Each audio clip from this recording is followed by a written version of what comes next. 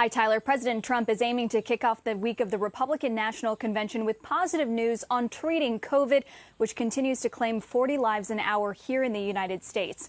On Sunday, the Food and Drug Administration and Department of Health and Human Services issued an emergency use authorization for convalescent plasma, allowing the antibody-rich material of those who have recovered from COVID-19 to be used for more hospitalized patients. The move came after senior health officials, including Dr. Anthony Fauci, raised some objectives because they thought the data was too weak to be conclusive. The president alluded to some of that pushback on Twitter, accusing the deep state at the FDA for making it very difficult for drug companies to test vaccines and therapeutics, and suggesting those people want to delay until after the election.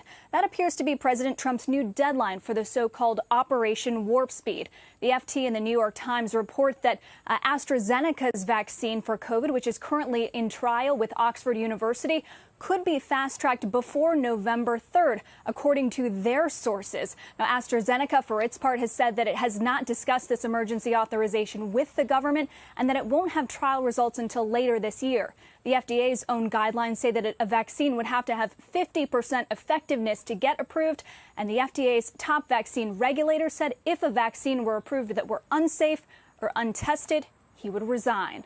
Tyler and Kelly? The mixture of science and politics here, I would think, would be concerning to a lot of people in the medical community. The idea that there is an electoral timeline potentially on some of these studies that are going on. Well, I think, Tyler, there is an important thread to look at here, and that is what type of approval would potentially be granted, whether it would be a temporary or emergency approval that would be granted for only the sickest patients versus a broad approval for the general population. That's not expected to happen this year because of the availability of data and the availability of the vaccine itself. Now, there was some reporting in the New York Times and the FT that the Treasury Secretary and the White House Chief of Staff raised the possibility of this fast track in a meeting with Democrats in late July as part of their coronavirus aid negotiations. I'm told by multiple senior administration officials that did not happen, and they're accusing Democrats of mischaracterizing those conversations.